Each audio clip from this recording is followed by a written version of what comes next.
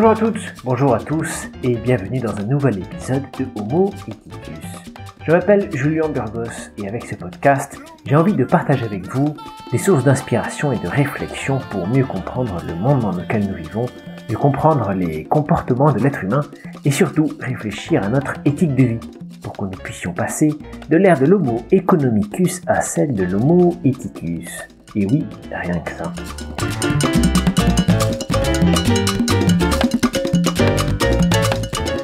Si vous voulez mieux comprendre l'objectif de ce podcast, je vous encourage d'écouter l'épisode 0 dans lequel je vous présentais les raisons pour lesquelles j'ai créé ce podcast. Et pour ne rater aucun épisode, je vous invite à vous inscrire sur iTunes ou sur votre plateforme préférée et à laisser vos commentaires et avis.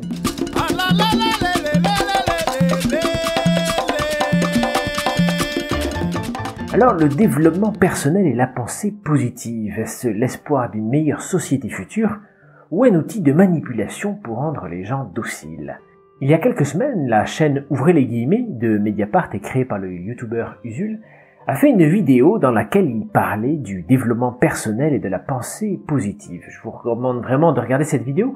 Elle est à la fois intéressante et drôle et j'ai particulièrement aimé la référence au syndicalisme quantique pour ironiser sur la tendance quantique de certaines idées de développement personnel. Dans cet épisode, je vais d'abord vous résumer les idées présentées dans cette vidéo avec laquelle je suis en partie d'accord, puis je vais émettre certaines critiques et essayer de réhabiliter une partie du développement personnel parce que il ne faudrait pas jeter le bébé avec l'eau du bain quand même. Dans leur vidéo, Usul et son collègue parlent du livre Apicratie, un livre coécrit par Edgar Cabanas et Eva Illouz aux éditions Premier Parallèle qui est sorti en août 2018. L'idée du livre qu'Usul et son collègue nous présentent est la suivante. Le développement personnel et la pensée positive sont des techniques ou des approches qui sont à la mode.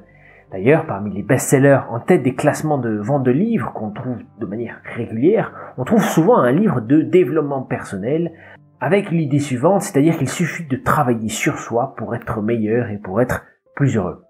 Les auteurs, et Usul avec eux, expliquent que ces approches ont un tel succès parce qu'elles collent très bien avec notre société individualiste et néolibérale qui pousse les individus à une optimisation de soi dans une logique un peu capitaliste. Et le développement personnel prétend les aider en offrant des outils, des approches pour être plus heureux, plus efficaces, pour pratiquer la pensée positive et atteindre nos objectifs.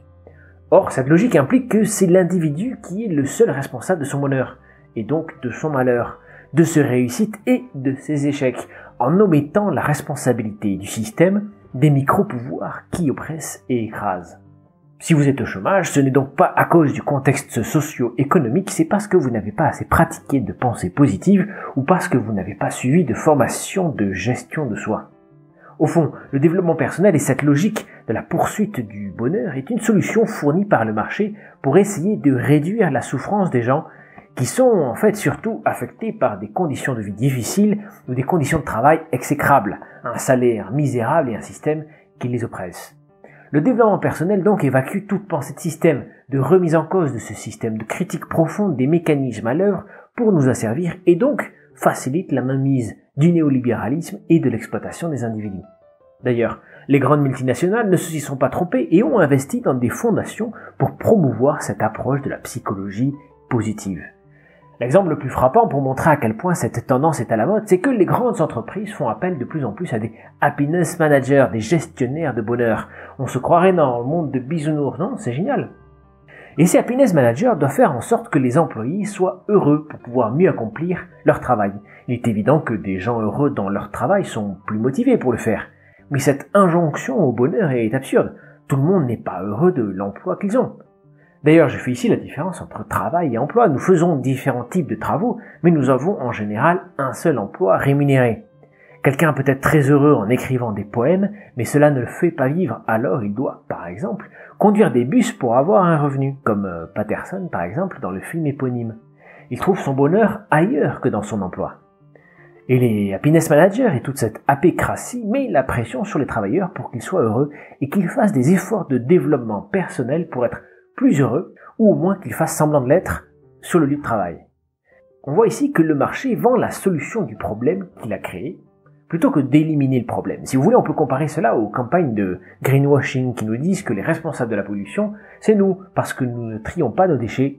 Voilà encore une vaste escroquerie. Nous, en tant qu'individus, sommes responsables et certainement pas Coca-Cola, bien évidemment, le plus gros producteur de bouteilles en plastique. Solution classique, d'ailleurs, un autre exemple, c'est d'appuyer les explorations spatiales d'Elon Musk pour trouver des solutions vivables en dehors de la Terre que nous sommes en train de détruire. Alors qu'en fait, ce serait peut-être plus simple de réduire nos modes de vie et maintenir cette planète habitable. Et plutôt que d'avoir des happiness managers, on pourrait peut-être diminuer les exigences, diminuer les heures de travail pour avoir plus de temps pour ses loisirs, pour être en famille, avoir des contrats à long terme, pour avoir une meilleure sécurité. Mais bien sûr, cela diminuerait les bénéfices pour les actionnaires. Mais peut-être qu'au fond, on devrait trouver des happiness managers pour les actionnaires.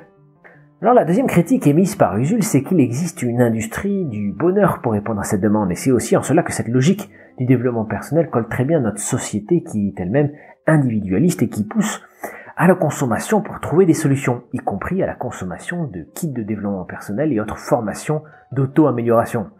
En effet, les pseudo-gourous ou certains pseudo-gourous de développement personnel se font un pognon de dingue, comme dirait Macron, en faisant miroiter le bonheur et la richesse moyennant des formations extrêmement chères, ou pire, de devoir supporter d'écouter quelques minutes de David Laroche, un youtubeur à succès. J'avoue que je ne comprends pas très bien comment ce Laroche a autant de succès, car il m'est insupportable. Je n'arrive pas à l'écouter plus de 30 secondes tellement ce qu'elle dit est d'une nullité absolue, d'une platitude affligeante, mais ça marche, il a du succès. Le problème principal, c'est qu'on a affaire à des marchands de rêve dont le discours est presque une escroquerie, parce que leurs formations ou sessions de coaching ou conférences sont extrêmement chères et sont un ramassis de banalités. On pourrait les comparer aux vendeurs de l'élixir miracle. Vous vous souvenez, dans les épisodes de Lucky Luke, il finit souvent avec du goudron et des plumes, parce que son élixir, au lieu de rendre les dents blanches, il les fait tomber. Heureusement pour ces pseudo-gourous, leur imposture n'est pas si facilement détectable. Cependant, même des personnalités à qui on ne peut reprocher d'être attirés par l'argent et la gloire, comme par exemple le moine bouddhiste Matthieu Ricard, défend l'idée de l'amélioration de soi sans remettre en cause radicalement le système. Alors je ne doute pas que Matthieu Ricard a de bonnes intentions, cependant il défend l'idée, qui est d'ailleurs celle du bouddhisme, que le changement commence par nous-mêmes, la solution est en nous. Ce qui sous-entend, le problème est en nous, ce n'est pas le système. Le pire d'ailleurs avec Matthieu Ricard, c'est quand je l'ai vu dans un documentaire diffusé sur Arte sur la pratique de la méditation. Il se rendait au Forum économique mondial de Davos pour faire des sessions de méditation avec les patrons et décideurs présents là-bas. Mais alors quoi, est-ce qu'ils croient vraiment que les patrons vont améliorer les conditions de travail de leurs employés parce qu'ils font un peu de méditation? Au mieux, peut-être ça va leur permettre de se sentir plus apaisés lorsqu'ils prépareront le prochain plan social. Mais de toute façon, on a bien compris que si le travailleur français perd son emploi, c'est sa faute, ce n'est pas celle du patron ni celle du système. Et cette tendance de la pensée positive a surtout émergé pendant les années 90-2000, mais cette logique du perfectionnement, d'optimisation de soi et de l'idée que nous pouvons tout accomplir existait déjà. Et un des meilleurs exemples du succès de cette logique d'optimisation de soi, c'est Arnold Schwarzenegger, à qui Arte, encore eux, a récemment consacré un documentaire pour justement montrer que Schwarzy a été un modèle pour l'Amérique depuis les années 80, et donc un modèle pour le reste du monde. Il n'y a qu'à constater la mode du fitness un peu partout. Schwarzenegger, donc, c'est celui qui vient d'un petit village d'Autriche, devenu Monsieur Univers, puis millionnaire dans le domaine de la construction avant d'être acteur le mieux payé d'Hollywood, puis enfin gouverneur d'un des États les plus puissants des États-Unis, la Californie en l'occurrence. Et il aurait sûrement pu être président, mais il n'est pas né sur le territoire. Et tout cela, en fait, grâce à sa volonté de self-made man, de celui qui a une discipline de fer, qui se lève tôt le matin pour faire du sport, qui se fixe des objectifs, qui pratique la pensée positive. Je ne dis pas que c'est pas ça qui lui a permis de faire cela, je dis juste que cela ne peut pas s'appliquer à tout le monde, et donc on ne peut pas exiger de tous d'atteindre ses objectifs de la même manière que Schwarzy l'a fait. Le documentaire d'Arte d'ailleurs nous explique que dans les années 80 et le début des années 90, cela a été une période dorée pour ces acteurs musclés qui défendaient cette idée du dépassement de soi. Schwarzy bien sûr, mais aussi Stallone, dont Rocky est le parfait exemple, un boxeur lambda qui grâce à son courage et son abnégation est capable de renverser des montagnes et même, exploit incroyable, monter des escaliers en courant et en rythme. Il est quand même très fort ce Rocky. Or, ces acteurs, dont le physique trop musclé n'était pas apprécié à leur début, c'est-à-dire dans les années 70, sont ensuite devenus des modèles. Combien d'acteurs aujourd'hui sont hyper musclés? Il n'y a qu'à regarder la panoplie des Avengers, non? Par contre, il faut se rappeler qu'un des plus grands acteurs des années 70, et d'ailleurs un de mes préférés, c'est Al Pacino. C'est pas le même gabarit, c'est pas les mêmes émotions non plus et pas la même subtilité. Hollywood, cette machine de propagande, nous a vendu un modèle, celui de l'amélioration de soi, du perfectionnement. Schwarzenegger, d'abord perçu comme un monstre, est devenu le modèle passant de Conan à Terminator. Puis le documentaire d'Arte nous a montré comment il fut le coach de l'Amérique en faisant des sessions de sport avec le président Bush père. Et ce n'est pas étonnant de le retrouver aujourd'hui dans des vidéos YouTube de compilation de discours sur le développement personnel et le dépassement de soi. Sur le site d'Arte d'ailleurs, ils écrivent « L'histoire d'Arnold Schwarzenegger est aussi la nôtre, celle d'une époque gouvernée par la loi des images, fascinée comme jamais par le culte de la volonté. » C'est un modèle qu'on nous a vendu, que la propagande a vendu comme une solution, à la fois comme une source de divertissement supplémentaire pour nous abrutir un peu plus et nous éviter de penser, et surtout pour nous expliquer que nous sommes les seuls responsables de nos succès et de nos échecs. Je vous invite d'ailleurs à écouter un discours de Schwarzenegger sur ce sujet. Il dit exactement cela. Il se définit lui-même comme le rêve américain en chair et en os, et que la seule technique pour réussir, c'est de travailler dur. Comme je le disais plus tôt, je ne suis pas en train de critiquer Schwarzenegger, pour lui ça a marché. La critique, elle est sur le fait que cela pourrait s'appliquer à tout le monde et que tout le monde devrait faire la même chose que Schwarzenegger. Nous ne sommes pas tous comme lui et le système ne doit pas nous pousser dans cette direction. Les auteurs du livre Apicratie et l'émission Ouvrez les guillemets nous mettent en garde donc sur cette tendance du développement personnel qui donne l'illusion que tout dépend de nous et que le système n'a aucune importance, aucune influence. Alors voilà pour la critique du développement personnel. Venons-en maintenant à la critique de la critique. L'injonction au bonheur et toute l'utilisation faite par les entreprises pour influencer leurs employés et faire en sorte qu'ils soient plus productifs, tout cela, c'est de la foutaise et je suis d'accord qu'il faut le critiquer en force.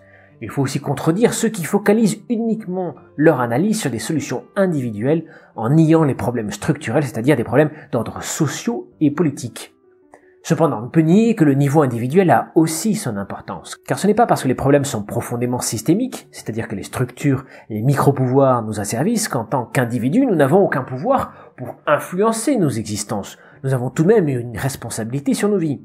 Étienne de la Boétie a écrit « Soyez résolus de ne servir plus et vous serez libres ». Au fond, il dit que nous avons une responsabilité en tant qu'individus pour remettre en cause le système, c'est-à-dire qu'il ne suffit pas d'attendre que le monde change, mais qu'il faut contribuer à son changement, et donc l'acte individuel a son importance. On en revient à la question de la condition humaine, qui malgré des conditions de vie depuis le 19e siècle qui se sont améliorées, car on ne peut nier qu'il y a eu des améliorations, que ce soit de santé, d'éducation ou d'autres, eh bien cela n'a en rien changé la condition humaine de manière générale. Nous sommes encore et toujours les jouets de nos pulsions et émotions les plus basses que sont la haine, l'orgueil, la jalousie et l'envie. Certes, ces pulsions sont exacerbées par la publicité et par les médias. Cependant, nous pouvons décider de regarder ailleurs. Et pour s'arracher de la dépendance à des pulsions négatives, cela peut être accompli par un travail de réflexion sur soi, pour comprendre ses émotions, pour changer ses comportements, pour par exemple s'efforcer d'avoir une communication non violente avec les personnes et notamment avec ses propres enfants ou ses collègues. Combien de paroles de parents pourraient être différentes et éviter de blesser, de dévaloriser et d'affecter la confiance en soi d'un enfant, d'éviter d'instiller de la peur dans la relation. Combien de phrases blessantes sont prononcées uniquement à cause d'un orgueil qui veut se protéger. Et cela, ce sont des blessures individuelles et on ne peut attendre que ce soit le système qui nous change. C'est à chacun d'entre nous d'avoir une réflexion sur soi, sur ses comportements. Et en ce qui me concerne, c'est aussi cela que je considère comme étant du développement personnel, parce que nous sommes amenés à réfléchir sur nos comportements, nos manières de penser et d'interagir avec les autres. À la fin de chaque journée, nous pouvons nous demander si nos actes ont contribué à plus de paix et plus d'entraide, ou au contraire ont apporté plus de colère et de haine. Et chacun peut se demander comment faire un peu mieux le lendemain. Certes, le système continuera à nous influencer, mais il est possible de trouver des manières pour diminuer cette influence. La communication non violente, par exemple, exige un travail de développement personnel. En ce sens qu'elle demande d'apprendre à mieux gérer ses émotions et savoir distinguer quand nous sommes manipulés par notre orgueil ou par des habitudes de comportement héritées de nos parents ou de l'entourage ou de la société qui nous entoure. Car il est certain que nous sommes grandement influencés par le contexte dans lequel nous avons vécu, la famille, les idées de l'époque dans laquelle nous sommes nés. Nos pensées sont des constructions, des influences de raisonnement qu'on nous a inculquées et que nous régurgitons de manière quasi automatique. Notre libre arbitre est en fait très limité, et c'est l'idée de Pierre Bourdieu d'ailleurs, celle des habitus. Nous sommes conditionnés, nous ne sommes pas des individus libres, ou très peu. Et d'ailleurs, le libre arbitre est une croyance, une religion presque que rien ne vient confirmer. Or, les logiques de développement personnel impliquent la croyance dans le libre arbitre, dans le fait qu'il s'agit de vouloir quelque chose pour pouvoir agir. Cependant, si nous avons un maigre espace de liberté, il consiste pour moi à savoir identifier les pièges que nous tendons à notre esprit, à essayer de remettre en cause les modèles de pensée que l'on nous a inculqués. Et cela demande un travail d'esprit critique pour analyser un contexte. Cela demande aussi un travail de développement personnel pour apprendre à dominer ses émotions et pulsions destructrices. D'autre part, je critiquais la méditation de Matthieu Ricard plutôt, mais je reconnais que la pratique de la méditation a ses vertus. Il y a quantité d'études qui montrent ses bénéfices sur le cerveau et l'impact que cela peut avoir sur le bien-être. Dans le documentaire sur la méditation diffusé sur Arte, dont je parlais plus tôt, il montrait un groupe de jeunes enfants qui faisaient des sessions de respiration et de méditation dans les écoles de la banlieue de Baltimore, si je me rappelle bien.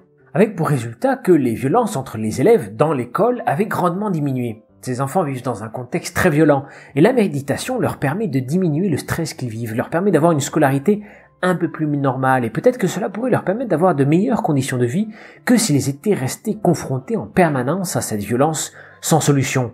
Alors bien évidemment, ce serait beaucoup mieux s'ils ne vivaient pas dans cette violence, cette pauvreté, ce racisme, cette ghettoisation et autres maux de la société et du système économique de l'élite blanche. Ce serait bien si ce système changeait. Oui, cependant, cela peut prendre des années, des décennies, quand bien même une telle chose serait possible. Et pendant ce temps, quelle solution peut-on apporter ? Il se pourrait que la méditation soit une arme puissante pour permettre un changement profond, parce que c'est un des seuls dans ce contexte qui permet de diminuer le stress et la violence. Surtout, il y a une différence radicale entre deux logiques qui sont incluses sous la bannière du développement personnel. D'une part, l'apicratie dont nous parlaient les auteurs, qui se rapproche plutôt d'une logique d'optimisation de soi superficielle, et d'autre part, un développement personnel qui se rapproche beaucoup plus d'une quête de sagesse. Et souvent, les critiques du développement personnel mettent tout cela dans le même sac, et c'est d'ailleurs ce que Gilles fait dans sa vidéo en comparant David Laroche à Matthieu Ricard. C'est faire beaucoup d'honneur à Laroche tout de même. D'ailleurs, certaines phrases de philosophes pourraient très bien figurer dans des livres de développement personnel. Par exemple, le philosophe français Clément Rosset, qui était farouchement contre ces logiques de connaissance de soi et de développement personnel, et qui pourtant avait comme idée que pour éprouver de la joie, il fallait apprécier et accepter le réel, c'est-à-dire d'accepter ce que l'on a plutôt que d'être dans une quête éperdue de satisfaction éphémère. Cette idée d'acceptation du réel, de valorisation de ce que l'on possède ici et maintenant, fait penser à la logique du moment présent de Eckhart Tolle, qui est un des best-sellers du développement personnel. Alors bien sûr, il y a des différences, mais ces deux idées se rejoignent dans le fait que le plus important, c'est le présent, ou le réel, comme le dit Rosset. Et que cette logique d'acceptation du présent ou du réel ne cherche pas à remettre en cause le système, mais à accepter à y trouver de la joie. Pour conclure, je reste d'accord avec certaines critiques du développement personnel, surtout quand il est utilisé pour asservir encore plus. Par contre, je pense qu'il ne faut pas tout jeter, et que chaque individu a aussi sa propre responsabilité dans la conduite de son existence. Peut-être pas dans son entièreté, mais au moins en partie. Et il est aussi trop facile de jeter toute la responsabilité sur le système sans questionner certains actes individuels. Par exemple, prenons la cigarette. Jusqu'encore très récemment, on pouvait accuser les lobbies du tabac d'encourager à fumer, et les acteurs hollywoodiens y ont contribué. Cependant, aujourd'hui, fumer est à mon sens surtout un acte individuel. Le système ne vous encourage pas à fumer. Au contraire, sur le paquet, il y a des photos horribles, il est écrit « Fume et tue », le prix du paquet est prohibitif, au moins en France, mais beaucoup de personnes continuent à fumer. Et donc c'est bien le choix des fumeurs de continuer à se remplir les poumons de goudron et autres saloperies. Et s'ils veulent arrêter, eh bien cela ne dépend que d'eux-mêmes, de leur propre volonté à dépasser une addiction ou une habitude, ce qui, j'en conviens, est loin d'être facile. Les actes individuels sont nécessaires mais ne sont pas suffisants. Il faut aussi des actes au niveau systémique. Par exemple, le tri sélectif du plastique est nécessaire, c'est un acte individuel, mais il faut aussi penser à limiter l'utilisation d'emballages plastiques et encourager d'autres systèmes. Par exemple, les consignes pour les bouteilles, les sachets en papier, etc. Ce qui exige une approche au niveau du système. Mais au fond, le développement personnel et sa critique nous posent aussi une question essentielle, qui est la suivante. Comment contribuer à un changement ? Est-ce que ce serait par des changements systémiques qui influenceraient les individus, ou est-ce que ce serait par un changement de mentalité des individus, vers plus de sagesse, vers plus de méditation, qui permettrait d'éprouver moins de haine, de jalousie et d'orgueil, et qui engendrerait en retour un changement de société. Mais alors comment amener un changement de mentalité des individus ? Par des logiques de développement personnel ou par de l'éducation populaire, par de l'information critique, pour montrer et mettre en lumière les dérives de ce système. L'éducation populaire ou l'information critique sont nécessaires, mais sont noyées par les flux d'informations et de propagande venant des médias dominants qui ne cherchent pas à remettre en cause le système. D'autre part, ce sont des processus de compréhension rationnelle, c'est-à-dire par des arguments, par une logique, Et convaincre les gens par la logique, par la raison, c'est extrêmement difficile, étant donné que nous sommes tous le plus souvent perclus dans nos convictions, certains d'avoir raison et surtout dans l'incapacité d'avouer que nous pourrions avoir tort, que nous pourrions nous tromper. Or, le monde de la publicité et du marketing nous montre que la meilleure manière de changer les comportements des personnes, c'est par les émotions, et non par des raisonnements ou par le partage d'idées rationnelles. D'ailleurs, on pourrait se demander si le mouvement des Gilets jaunes et les violences de l'État ne sont pas le meilleur moyen de convaincre les gens, non par des discussions rationnelles, par des articles critiques tirés du Monde diplomatique ou de Mediapart, mais plutôt par l'émotion suscitée par les violences et par la répression. Le problème, c'est que les émotions sont passagères, ce sont des braises qu'il faut sans cesse attiser au risque qu'elles s'éteignent. Et le développement personnel, non pas la version d'optimisation de soi, mais celle de quête de sagesse, peut au moins amener des résultats concrets, comme par exemple des alternatives d'éducation et de communication non violentes, ou encore des modes de gouvernance et de prise de décision qui respectent le temps de parole de chacun et qui peuvent éviter l'appropriation du pouvoir par quelques-uns. Pour cela, il est nécessaire de travailler sur soi pour éviter que nos pulsions sombres prennent le dessus sur nos décisions et pour ainsi réfléchir à l'éthique de nos actes. Par exemple, un policier qui tire un LBD au visage d'un gilet jaune et qui l'éborgne est certainement pris dans un processus de lavage de cerveau qui influence ses décisions. Mais n'a-t-il pas une responsabilité en tant qu'individu? Si oui, alors les logiques de développement personnel ne sont peut-être pas inutiles. Sinon, alors tirons un trait définitif sur la question du libre arbitre et avouons que nous sommes tous que des pantins, ou comme dirait Yuval Harari, nous sommes des algorithmes biologiques. Voilà, je vous laisse sur cette dernière réflexion qui ouvrira un peu le sujet vers le livre de Yuval Noah Harari dont je parlerai bientôt, à la fois Homo sapiens et Homo Deus. En attendant, j'espère que vous avez apprécié cet épisode. Vous pouvez laisser un commentaire ou question sur ma chaîne YouTube, Homo Ethicus, où vous pourrez retrouver cet épisode. Dans la description de la vidéo, vous trouverez le lien vers la vidéo de Ouvrez les guillemets, que je vous conseille de regarder, ainsi que les références du livre Apicratie. Et comme toujours, soutenez vos libraires locaux plutôt que de commander sur Amazon.